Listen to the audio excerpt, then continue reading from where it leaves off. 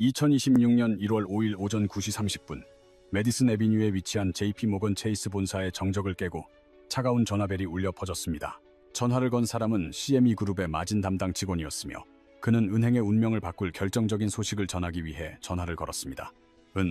공매도 포지션에서 발생한 막대한 손실을 방어하기 위해 즉시 40억 달러의 현금을 증거금으로 입금하라는 명령이 떨어졌습니다.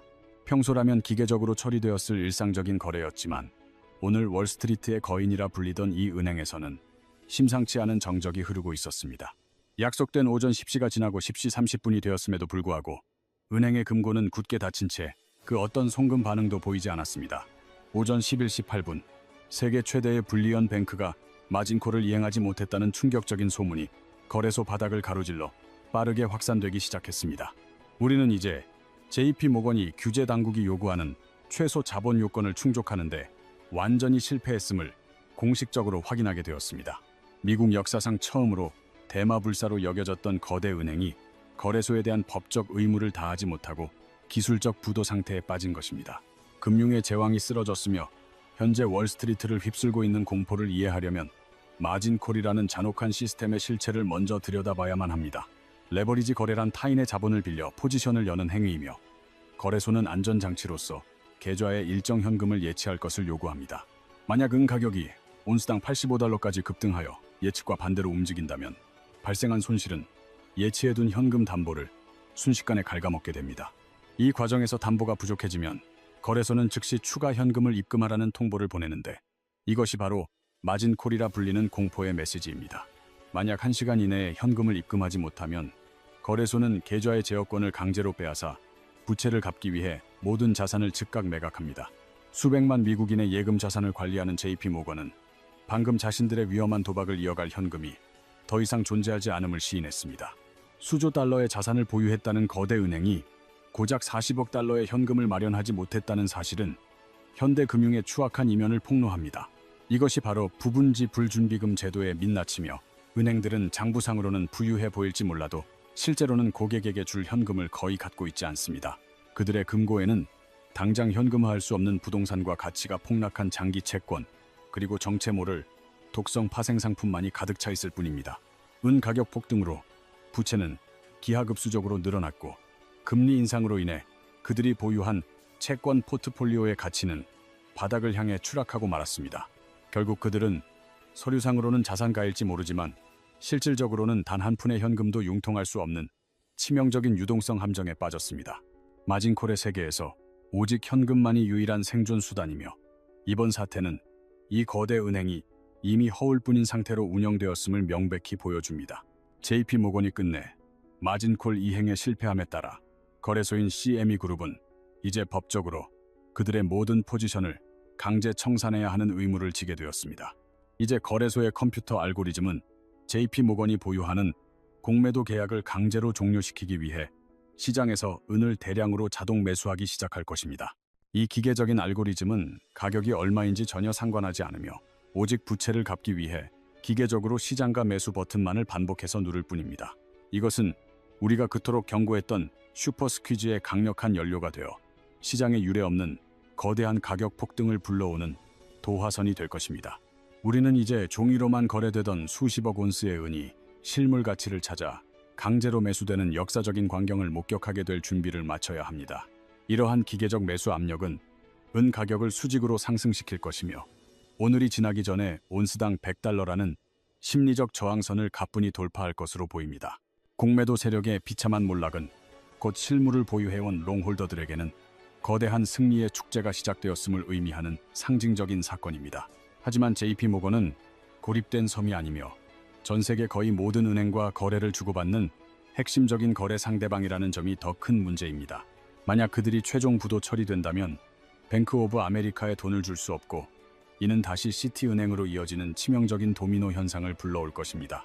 오늘 아침 발생한 마진콜 미납 사건은 이미 레포 시장과 파생상품 복합체 전체를 파괴하는 연쇄 반응을 일으키기 시작했습니다. 우리는 현재 이길 대출 금리가 비정상적으로 치솟는 것을 목격하고 있으며 이는 은행들이 서로를 더 이상 믿지 못하고 자금을 회수하고 있다는 증거입니다. 이미 죽어버린 것이나 다름없는 파산 직전의 은행에 돈을 빌려주고 싶어하는 바보는 세상에 아무도 없기 때문입니다. 신용시장은 지난 2008년 금융위기 당시와 마찬가지로 완전히 얼어붙었으며 모든 금융거래가 마비되는 최악의 순간으로 치닫고 있습니다. 현재 워싱턴 D.C. 연방준비제도 이사회 건물에서는 이를 해결하기 위한 긴급 비공개 회의가 긴박하게 진행되고 있다는 보고가 들어왔습니다.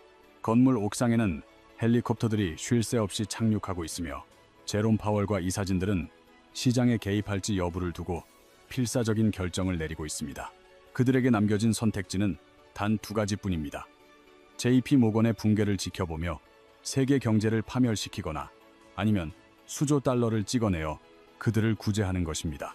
아마도 그들은 오늘 오후 5시가 되기 전까지 수조 달러의 돈을 찍어내는 선택을 할 것이며 이는 결국 달러의 가치를 스스로 파괴하는 길이 될 것입니다. 그들은 거대한 도박장과 같은 금융 시스템을 구하기 위해 우리가 사용하는 화폐라는 가장 소중한 희생양을 제단 위에 올리려 하고 있습니다. 만약 그들이 무제한으로 돈을 찍어내기로 결정한다면 그것은 가치 저장 수단으로서의 미국 달러가 완전히 종말을 맞이하는 역사적인 날이 될 것입니다.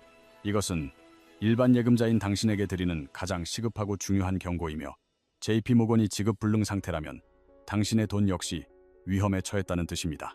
2010년 제정된 도드 프랭크법 덧 프랭크 X에 따르면 은행이 파산할 때 그들은 합법적으로 베일인을 실행할 권리를 가집니다.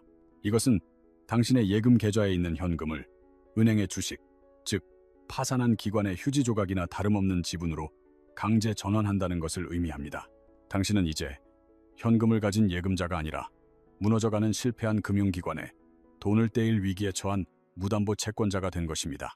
이번 마진콜 미납 사건은 바로 이 베일인을 촉발하는 트리거가 될 것이며 ATM이 작동을 멈추기 전에 당신의 부를 보호해야 합니다. 시장은 이미 이 사태의 심각성을 감지했으며 마진콜 미납 소식이 유출된 직후 은현물 가격은 단 몇 분 만에 $5나 폭등했습니다. 피냄새를 맡은 전 세계의 헤지펀드들은 알고리즘을 이용해 강제 청산 물량을 선점하려 들며 앞다투어 은을 매수하고 있습니다. 이것은 전형적인 감마 스퀴즈의 양상이며 이제 은 가격은 더 이상 수요와 공급이 아닌 죽어가는 거인의 절박함에 의해 결정됩니다. 중국이 전 세계 금고에서 실물 은을 빨아들인 직후 이런 일이 벌어진 것이 과연 우연일지 우리는 냉정하게 질문을 던져야 합니다. 중국은 상하이 거래소에서 가격을 끌어올려 뉴욕의 마진콜을 유도했고 JP 모건의 발가벗은 종이 공매도 포지션을 잔인하게 공략했습니다. 단 한 발의 미사일도 발사하지 않은 채 그들은 미국의 금융 시스템을 사실상 파산시키고 달러의 패권을 뿌리째 흔들어 놓았습니다. 지난 100년 동안 미국 금융의 상징이자 난공불락의 요새로 불렸던 JP 모건의 성벽은 오늘 아침 허무하게 무너져 내렸습니다. 요새라 불리던 이들의 부도는 시장의 신뢰를 완전히 파괴했으며 이는 곧 지역 은행 전체를 덮치는 거대한 뱅크런의 서막이 될 것입니다. 사람들은 은행의 약속에 의존하지 않는 유일한 자산인 금, 실물은 그리고 비트코인으로 자신의 생존 자금을 옮기기 시작할 것입니다. JP 모건이 보유한 50조 달러 규모의 파생 상품은 전 세계 국내 총생산 GDP보다 많으며 이제 이 거대한 화약고에 불이 붙었습니다.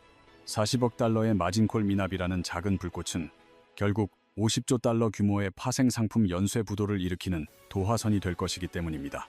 만약 JP 모건이 계약을 이행하지 못한다면 글로벌 청산소들이 마비될 것이며 우리는 전례 없는 금융의 핵겨울을 맞이하게 될 것입니다. 지금 CNBC를 켜보십시오. 그들은 부도라는 단어 대신 유동성 결함이나 기술적 지연이라는 말로 당신을 안심시키려 애쓰고 있습니다. 그들은 리먼 브라더스와 베어스턴스가 파산하기 이틀 전에도 시스템이 견고하다는 거짓말로 대중의 눈과 귀를 가렸던 자들입니다. 언론은 진실을 말하기 위해서가 아니라 패닉을 막기 위해 존재하지만 장부상의 숫자는 이 은행이 이미 파산했음을 명확히 가리키고 있습니다. 비트코인을 사기라고 조롱하고 실물 투자자들을 비웃던 CEO 제이미 다이머는 이제 규제 당국에 의해 통제권을 잃고 침묵에 잠겼습니다. JP 모건의 부도는 단순한 금융사고를 넘어 테슬라나 제너럴 일렉트릭 같은 거대 기업들의 일상적인 운영과 무역 금융 시스템을 완전히 마비시키고 있습니다. 은행 계좌가 동결되거나 규제 압류하에 놓이게 되면 이들 기업은 노동자들에게 임금을 지급하거나 원자재를 구매하는 기본적인 활동조차 수행할 수 없게 됩니다.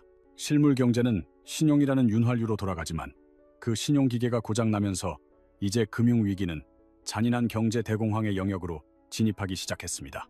거래소인 코맥스는 주요 회원의 부도를 이유로 은 인도를 중단하는 포스 마주어를 선언하고 가치 없는 종이 화폐로 계약을 강제 청산하려 들 것입니다. 구제 금융으로 인한 하이퍼 인플레이션이 닥치기 전 실물 금속을 손에 넣는 것만이 이 파괴적인 현금 정산에 덫에서 살아남을 수 있는 유일한 방법입니다. 당국은 패닉을 최소화하기 위해 금요일 장 마감 직후인 오후 4시에 은행 휴업을 발표하여 당신의 디지털 화폐를 시스템 안에 영원히 가둘 것입니다. 누군가에게는 파멸의 순간이지만 준비된 자들에게 혼돈은 곧 기회이며 부는 이제 종이에서 실물 자산을 보유한 이들에게로 거대하게 이동하고 있습니다. 먼지가 가라앉고 나면 우리가 알던 달러 표준은 종말을 고할 것이며 새로운 화폐 시스템은 결국 금과 은이라는 진정한 가치 위에 재건될 것입니다. SEC와 CFTC 같은 규제 기관들은 JP 모건이 시장 전체보다 큰 공매도 포지션을 쌓는 동안 잠을 자거나 그들의 위험한 도박을 방치하고 있었습니다. 정부는 당신을 보호할 수 없으며 규제기관은 이미 업계에 장악당했기에 이제 당신 스스로가 자신의 중앙은행이자 최후의 규제자가 되어야만 합니다. JP 모건이라는 거대한 폭발 반경에서 벗어나 자금을 지역 신용조합이나 실물 자산으로 옮기고 할당되지 않은 모든 은의 인도를 즉각 요구하십시오. 무적이라 믿었던 은행이 쓰러졌고 지난 50년의 시스템은 오늘 오전 9시 30분에 사망했으므로 우리는 이제 매우 혼란스럽고 무서운 전환기에 진입했습니다. 전염병은 이미 원자재 시장을 넘어 주식 시장으로 번졌으며 알고리즘들은 은행의 손실을 메우기 위해 닥치는 대로 주식을 투매하여 시장을 자유낙하시키고 있습니다. 저렴한 신용에 의존하던 기술주들은 초토화되고 있으며 주식을 보유한 이들은 마치 빙산에 부딪힌 타이타닉호의 티켓을 쥐고 있는 것과 다름없습니다. 이 비극은 은행가뿐만 아니라 수조 달러의 연금 자산을 맡긴 퇴직자들을 파괴하며 수많은 공공노동자들의 은퇴 자금이 불타는 건물 안에 갇혀버렸습니다. 당신의 은퇴 자금은 사라진 것이 아니라 경영진의 오판과 실수에 의한 손실을 메우기 위해 베일인 법에 따라 합법적으로 압류된 것일 뿐입니다. 정부는 실패한 통화 정책을 반성하는 대신 은 투자자들을 경제 파괴범으로 몰아세우며 금속 보유를 제한하려는 파렴치한 규제를 시도할 것입니다. 은이 시스템의 심장을 찌르는 창이라면 금은 당신을 지켜줄 방패이며 이제 금은 달러 표준의 종말을 알리며 온스당 30달러를 돌파하고 있습니다. 2026년 1월 5일은 종이부라는 환상이 수학이라는 잔혹한 현실과 충돌한 날로 기록될 것이며 들고 있지 않다면 당신 소유가 아니라는 교훈을 남겼습니다. 은행 계좌의 숫자는 돈이 아니라 파산한 발행인의 IOU일 뿐이었으며 이제 거대한 리셋이 시작되었으니 그 어떤 거짓 회복도 믿지 마십시오.